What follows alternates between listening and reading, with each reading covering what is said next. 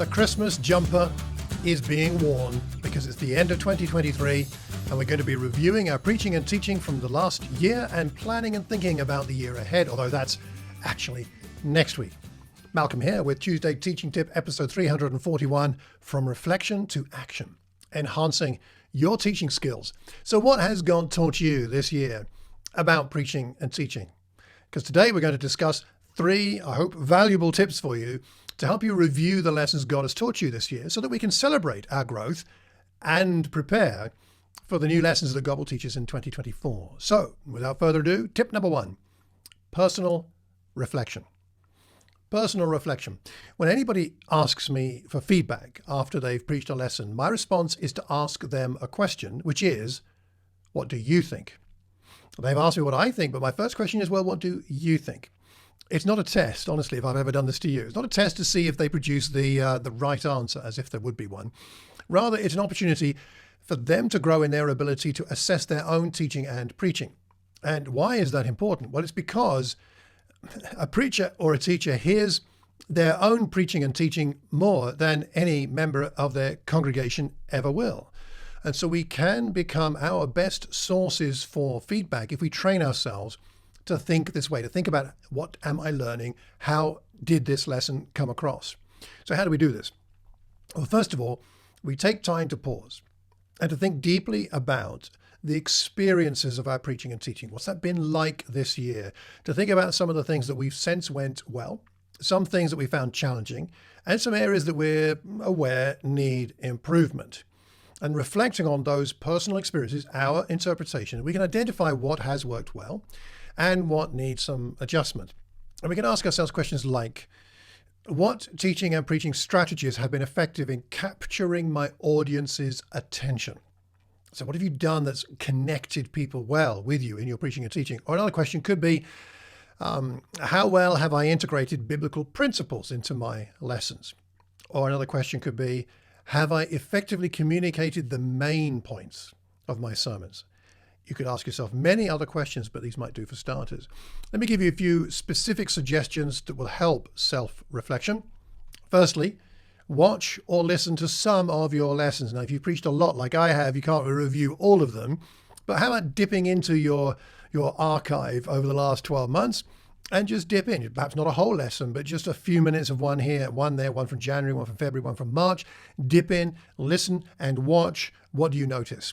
Secondly, reflect on the sense you had of the congregation's engagement just through the year. Do you feel like the congregation was with you in most of your lessons or not? Thirdly, have a look at your lesson notes. Again, if you preach frequently, perhaps not all of them, but at least dip into some and have a look at the structure of your notes and the content of them and ask yourself whether the main point of the lesson was really clear. Were you true to the text of Scripture? On reflection, did your illustrations illuminate the meaning, or were they just entertaining? Were some of your applications made helpfully, practically, as opposed to being vague or off target? Ask yourself, what was healthy about your preaching this year? What could be improved?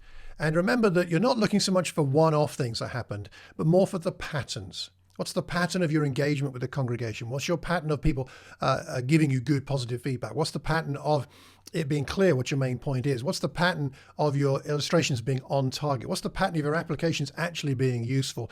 Look for the patterns of the year, and that will help you. So that's the first thing, is personal reflection. Tip number 2 is to get some friendly feedback. Focusing on the power of collaborative reflection. Collaborative reflection involves engaging in discussion and sharing ideas with fellow preachers and teachers or your hearers, those who listen to you.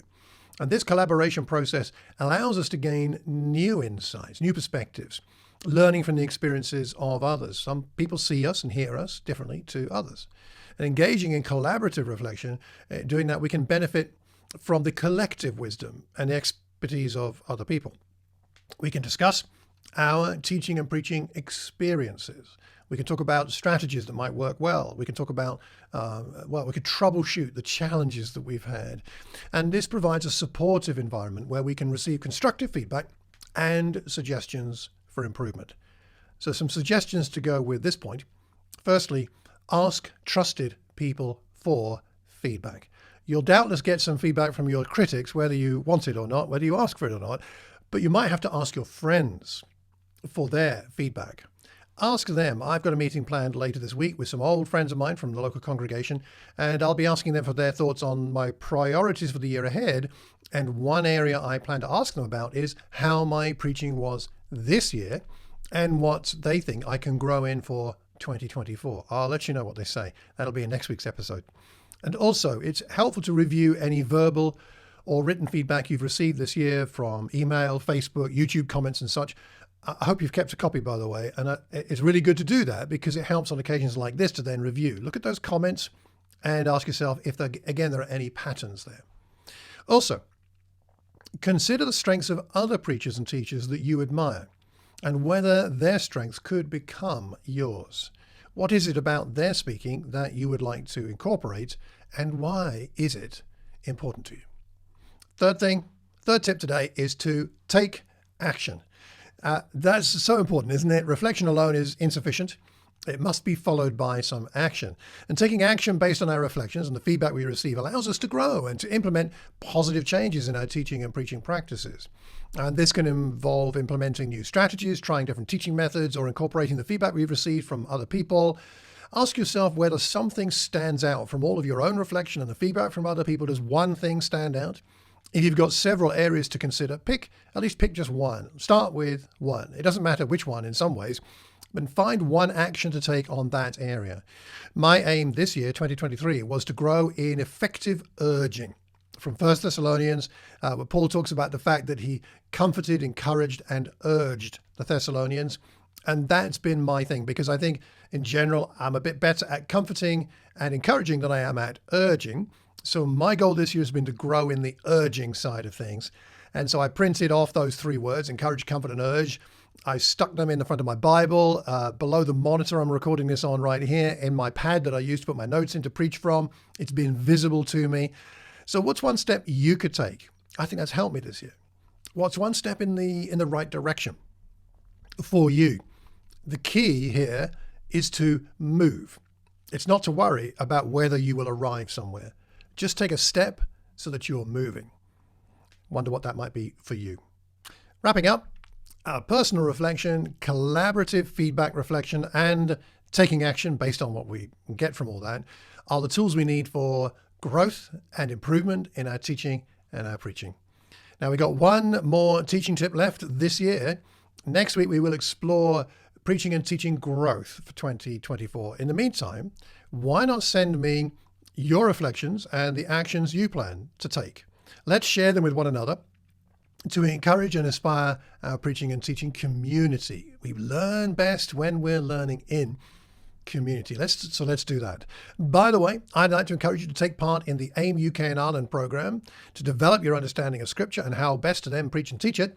Our current module is Counseling and Psychology, Biblical Pastoral Counseling.